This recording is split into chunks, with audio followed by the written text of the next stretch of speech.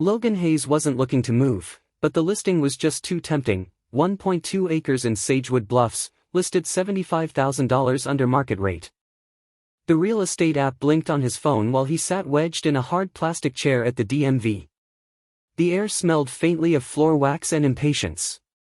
The property photo showed Golden Brush, a small cluster of mesquite trees, and a modest slope overlooking what looked like a lake in the distance. It wasn't sprawling, but it had a kind of quiet promise. He texted the link to Marissa, who replied almost instantly with a line of exclamation points and a sticker of a squirrel hugging a tree. She loved properties that felt like they had air. This one certainly did. He tapped the listing again, scanning for red flags. Just as he was about to swipe past, a little line at the bottom caught his eye: access via private road, HOA maintained. By the time he got home, Marissa already had the listing printed and spread on the kitchen table like a blueprint for a better life. She had highlighted parts, circled others, and even added sticky notes with hopeful doodles. "It faces southwest, perfect for afternoon lighting in the studio," she said, gesturing toward a margin sketch of her dream workspace. Robert Sr. arrived half an hour later, wearing his tan windbreaker and holding a reusable grocery bag with his legal pads poking out the top. He glanced at the listing, then at Logan. "Too good usually means too complicated," he muttered, pulling out his glasses. They settled at the dining table with mugs of weak coffee and Sinatra's voice floating from the turntable in the corner. Robert reviewed the documents with a pencil, marking little question marks in the margins. Logan could see the energy shift when his father reached the easement clause. "This is where they'll get you," Robert said, tapping the page. "Access depends on the HOA's grace?" "That's a no." He leaned back, then slowly grinned. "Unless we write in a backup. Something ironclad."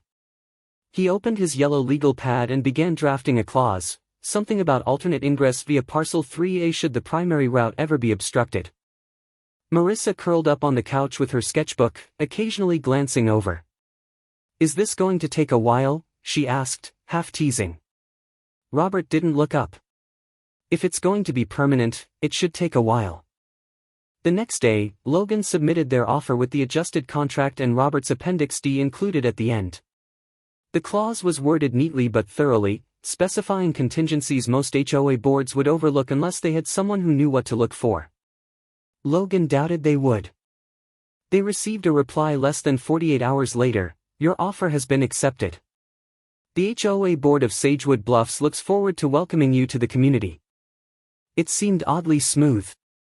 2 days after that, Logan sat with Marissa at Maggie's Corner, sipping coffee that tasted faintly of old filters and comfort. Across from them, Robert was reading the finalized agreement again, humming along to "The Way You Look Tonight." The diner's booths were full of retirees flipping through newspapers, nodding at the weather forecast, and discussing football as if it were a local election. It felt right. Solid. "So they just signed it?" Logan asked, still half expecting an issue to arise. Robert shrugged, placing the contract pages into a blue folder. "People like Beverly skim appendices. They want the power of process, not the weight of details." Marissa grinned. "So we're really doing this?" Logan nodded slowly, watching condensation gather on his thermos. "Yeah. We are." Later that night, as he reviewed the welcome email from the HOA, something in Beverly's signature line caught his attention. It was standard in tone, formal yet curt, until the last sentence. "We look forward to upholding Sagewood standards." Something about it feels off. HOA meetings weren't supposed to feel like interrogations, but Logan hadn't even introduced himself before Beverly Klein narrowed her eyes. The meeting room inside the Sagewood Bluffs Community Center still bore the trappings of late autumn: faded pumpkin garlands sagging along the bulletin board, a ceramic turkey perched awkwardly on the snack table. Foldable chairs squeaked in protest as residents settled in, clutching styrofoam cups of lukewarm coffee.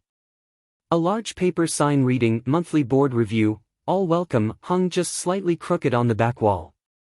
Logan sat near the middle row, clipboard in hand, a habit from college lectures that never quite left him.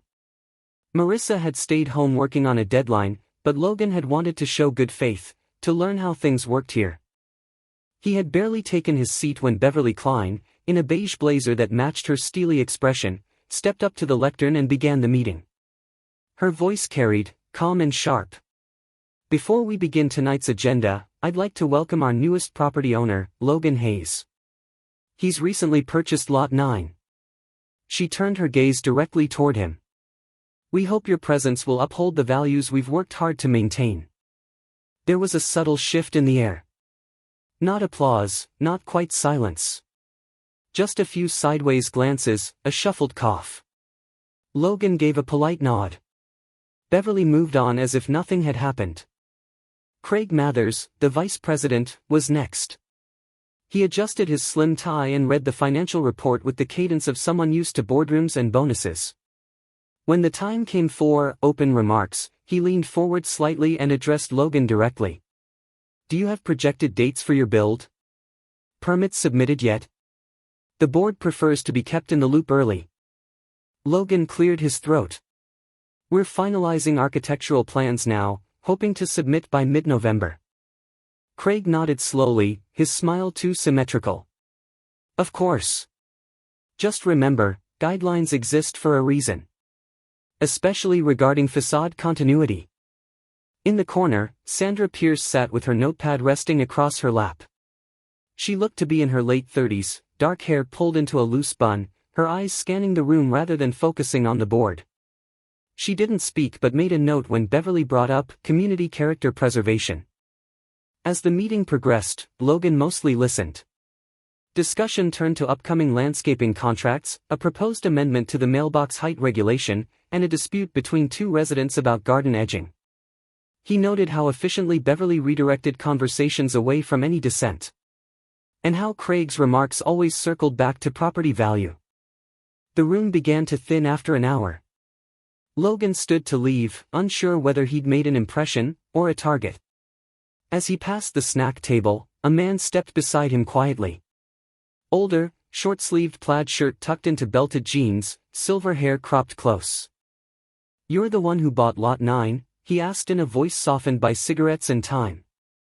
Logan nodded. The man glanced at the board still packing their papers. You'd better keep notes, son.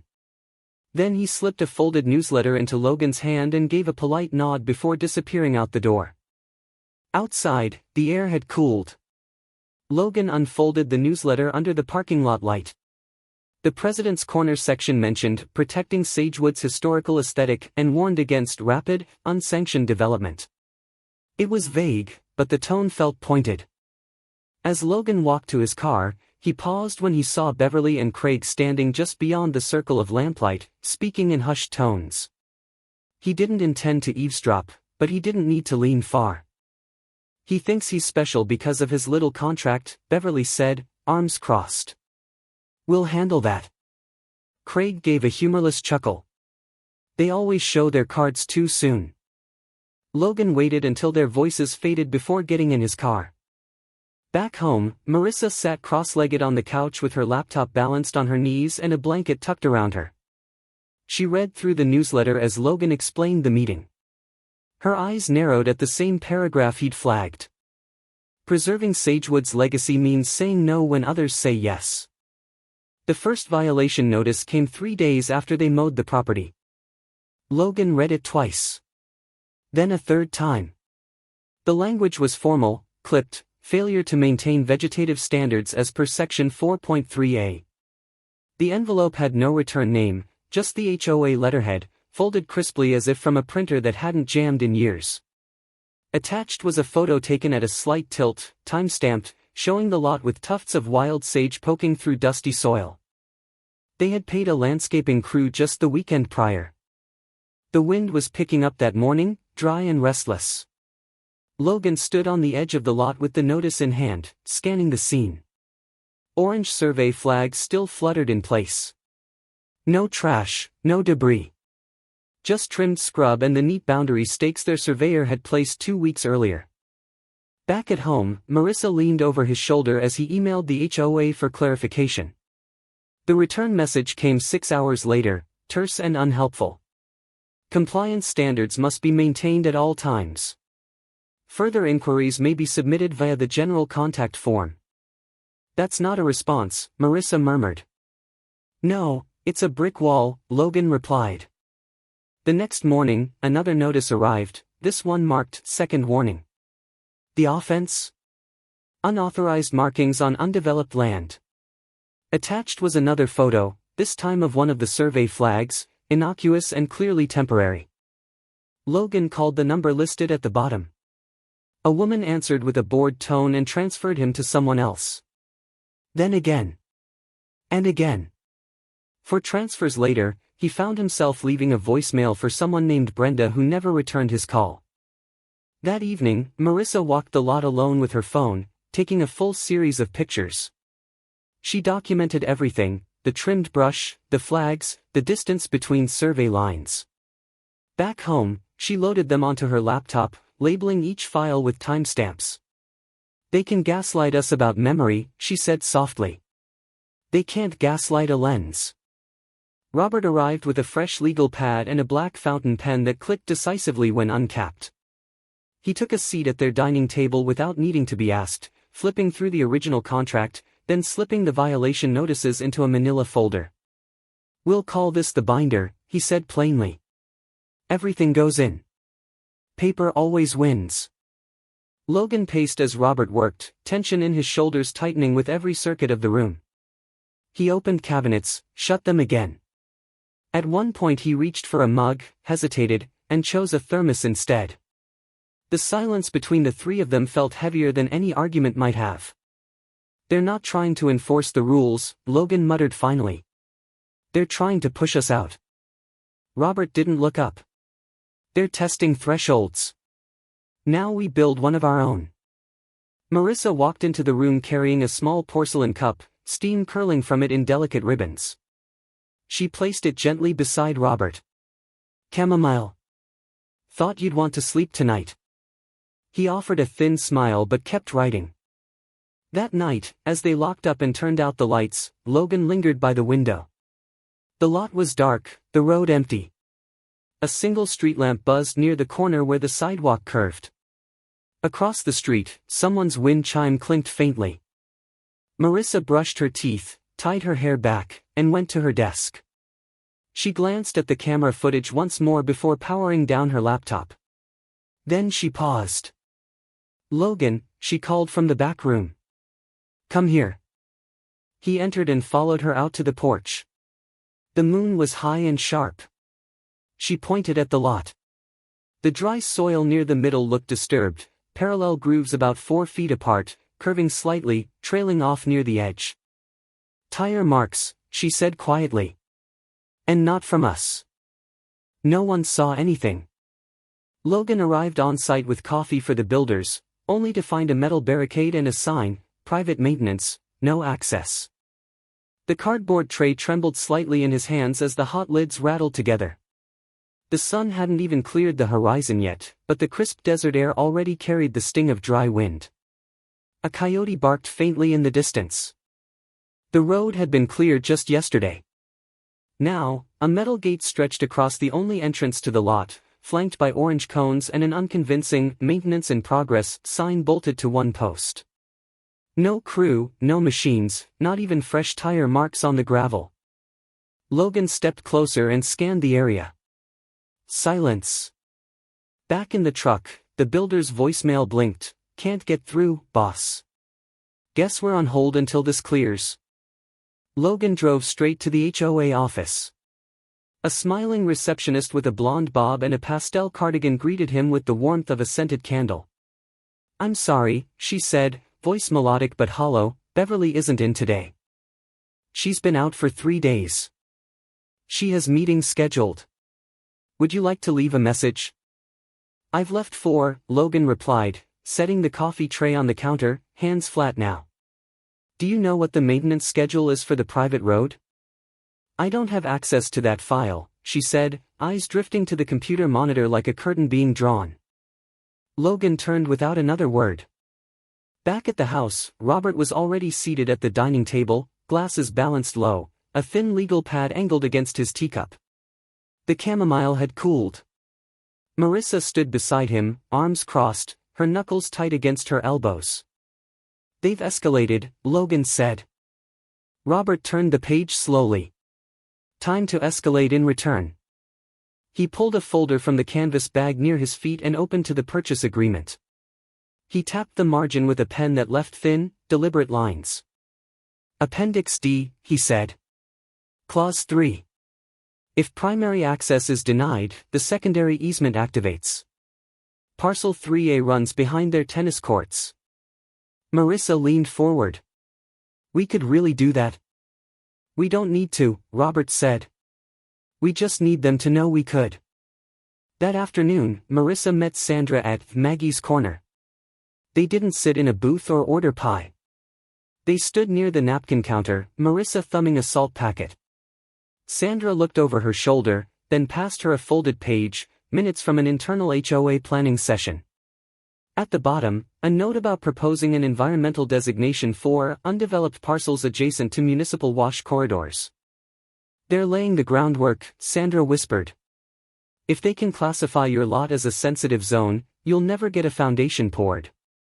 Back home, Logan stared at the line work on the parcel map. The words, "alternate easement, uncontested right," circled in green by Robert's steady hand. By sunset, Robert and Logan had signed and notarized a formal letter. It was typed neatly on Robert's letterhead and delivered via certified mail to every member of the HOA board. The message was simple, firm, and devoid of emotional phrasing. Pursuant to Clause 3, Appendix D, we assert our right to alternate easement access via Parcel 3A in the event the primary route remains obstructed. Unless the barricade is removed within 72 hours, construction of the alternate route will begin at our discretion. That evening, Logan stood outside the barricade again, still untouched. The metal bars reflected the porch lights from down the street. No sign of progress. No apology. Only resistance. He stepped forward, hoisted himself over the low gate, and landed in a dry crunch of gravel. The lot waited silently in the dark, orange flags motionless under the moonlight. "We're not leaving," he said aloud. Back home, the table was covered in folders, highlighters, and empty mugs. Robert sat with his sleeves rolled up, flipping the clasp on a brown accordion file. He looked up as Logan entered and without a word, slid a red-tabbed folder across the wood. "They've made the wrong move. Let's make the right one." Residents awoke to a new notice pinned to every mailbox: "Notice of alternate access road proposal, per contractual easement." The cream-colored cardstock flapped lightly in the late November breeze, affixed with a single pushpin or a strip of masking tape, depending on the mailbox. Every house had one, whether it belonged to a retiree who walked his dog at sunrise, or the part-time snowbird who hadn't visited since spring. At the bottom of each notice was a small legal citation: Appendix D, Clause 3, Purchase Agreement, Hayes Lot. By 8 a.m., murmurs had already begun outside the community center. Sandra stood by the side entrance, arms folded, watching Craig pace near the door like a cat on a too-short leash. His usual pressed dress shirt clung to his back in streaks of sweat. Inside the Hayes kitchen, maps were spread like puzzle pieces across the dining table. Logan traced a pencil line along Parcel 3A while Robert marked key points with a red rollerball pen. "Here, and here," he muttered. "These are your ingress points. None of them violate setback codes. If they push the conservation angle, they'll run into their own legal fencing." Marissa refilled their mugs in silence, the coffee pot steaming gently in the background. The blinds were half drawn, not out of secrecy, but tension. Even the sunlight felt narrowed. That afternoon, the HOA board called an emergency meeting. The chairs filled quickly. Craig opened with a thin smile.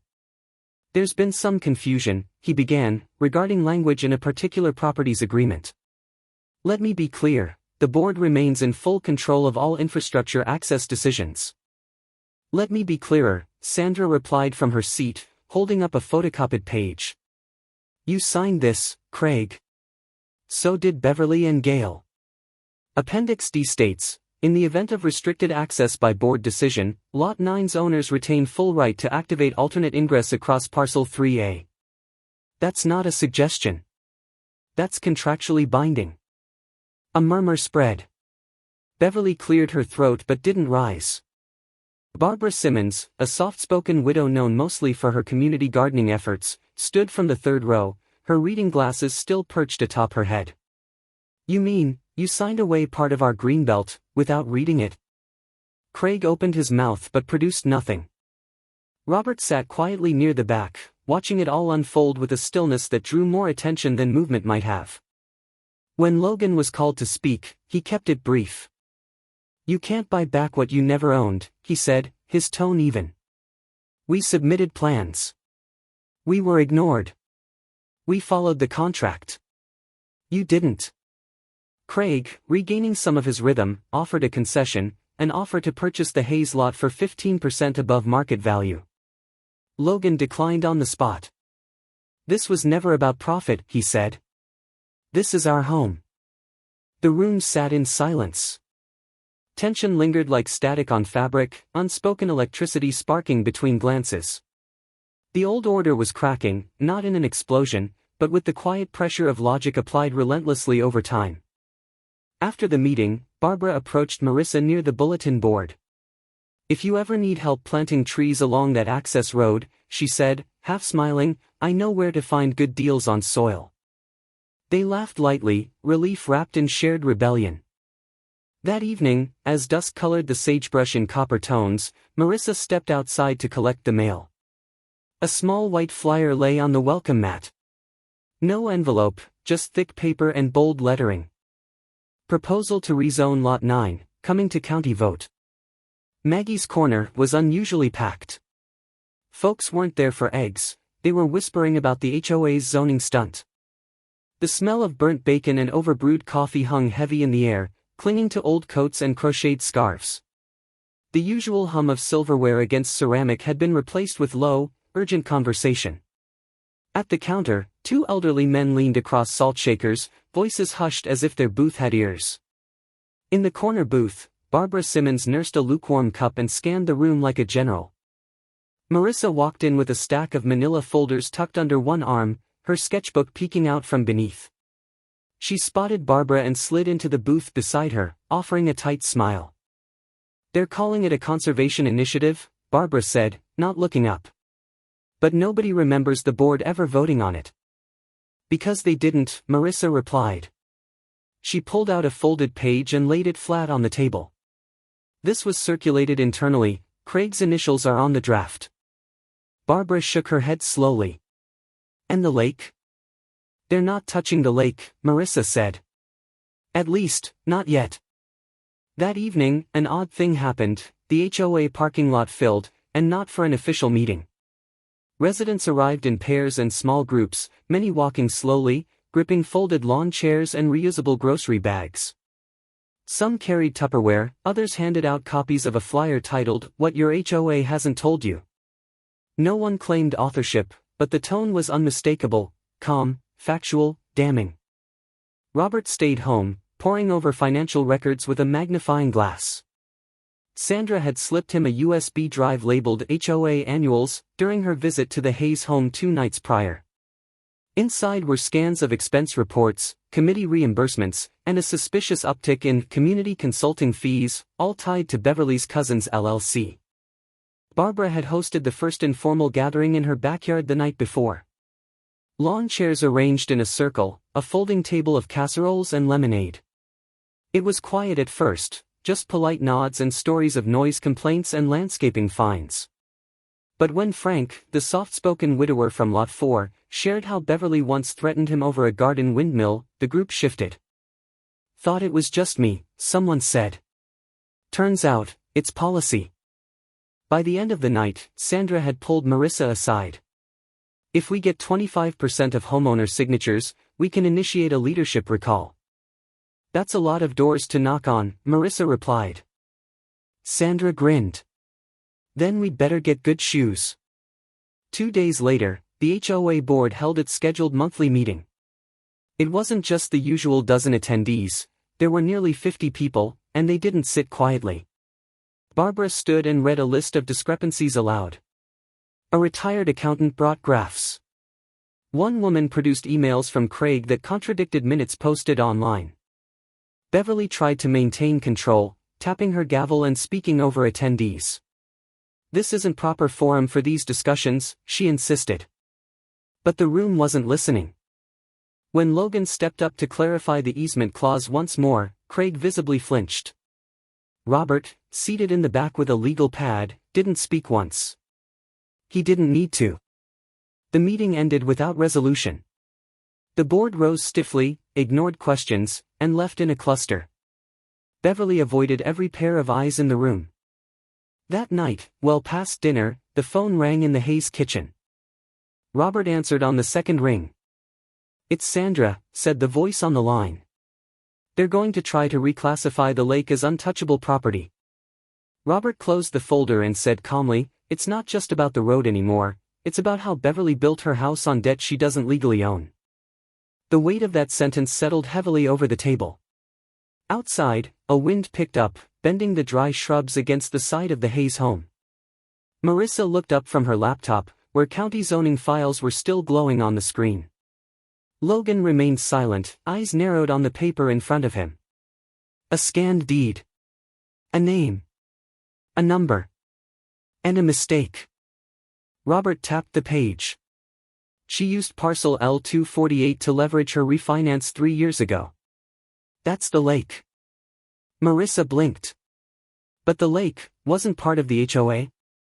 Not officially, Robert said. It was leased, but never deeded.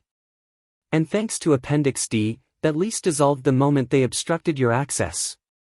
They drove to the county clerk's office that afternoon. The building smelled of old linoleum and toner.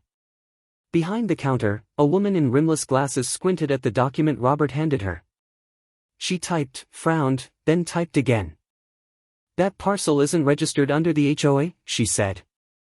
"Last transfer was to the original developer. HOA submitted a management lease, which expired last year." Marissa looked at Robert. "That means..." Robert didn't smile, but his eyes sharpened. "It means Beverly secured a home equity loan with property the HOA doesn't legally control." Later that evening, Sandra knocked gently at the Hayes door.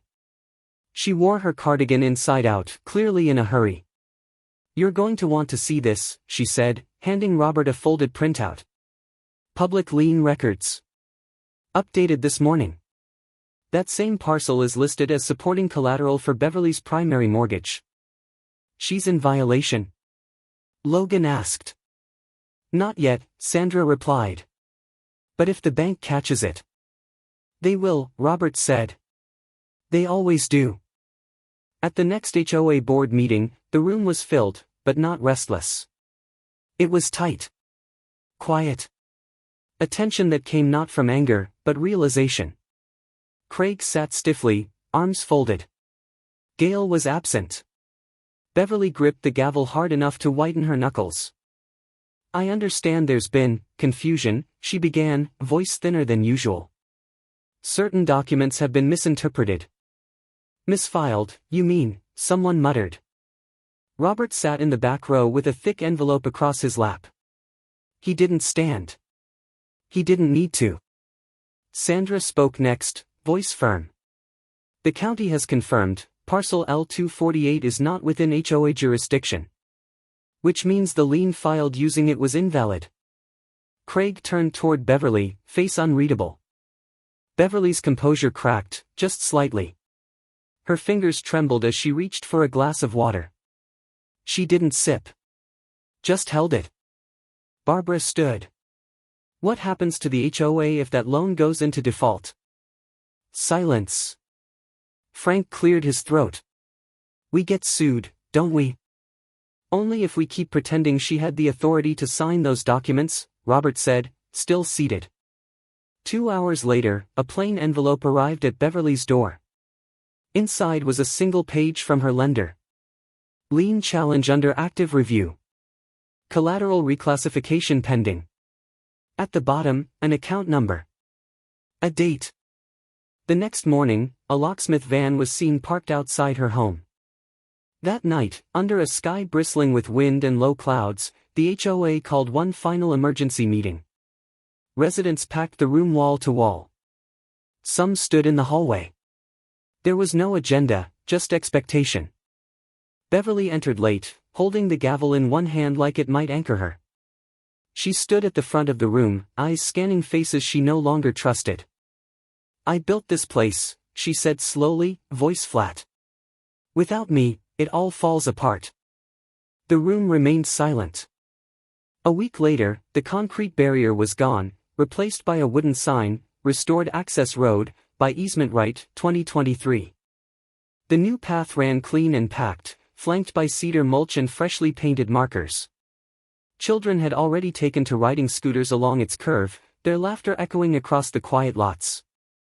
A light December breeze swept through Sagewood Bluffs, carrying the scent of cider, charcoal smoke, and a relief that had taken root.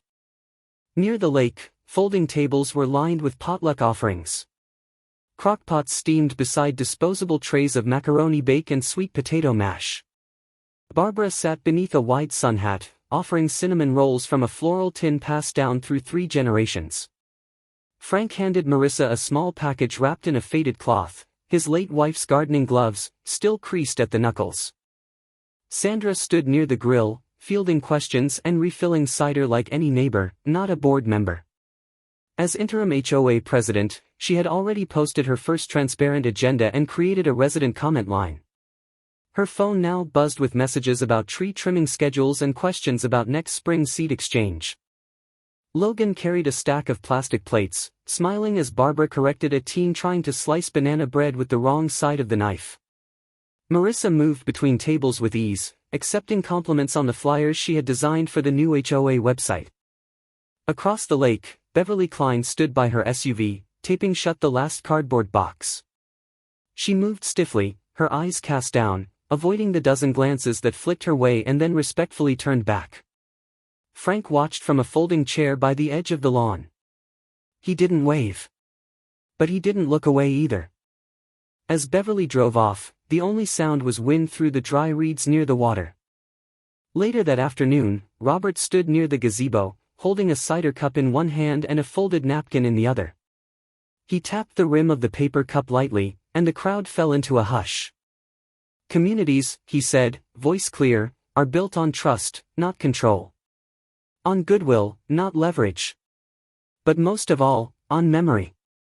We remember who stood up when it mattered. We remember who listened. And yes," he smiled, glancing at Logan, "we remember to read the fine print." The laughter that followed was soft and genuine. He raised his glass just slightly. Good law anticipates bad behavior. That evening, the sun dipped behind the western hills, casting golden light across the lake's surface. A new sign stood near the water, its wood polished, letters carved cleanly, preserved by the Hayes family, so that others may enjoy in peace. Farther up the newly paved drive, Logan and Marissa stood on their freshly built porch, mugs of cocoa warming their hands. The roof was up, the framing complete, and for the first time in months, they could look out at their land without flinching. She leaned against the railing beside him. "Do you regret it?" He smiled, watching the path curve gently back toward the lake, where children still played. "Not even a little." As winter lights softened over Sagewood Bluffs, the quiet return of neighborly smiles said more than any speech could. A community once ruled by fear found its footing through quiet courage, legal wisdom, and shared casseroles. When rules are used for control, they divide, but when reclaimed with care, they can unite even the most divided hearts. Perhaps the real blueprint for home isn't just a foundation of concrete, but of people standing together. Like a lantern lit on a dark porch, one act of resolve can guide a whole neighborhood home.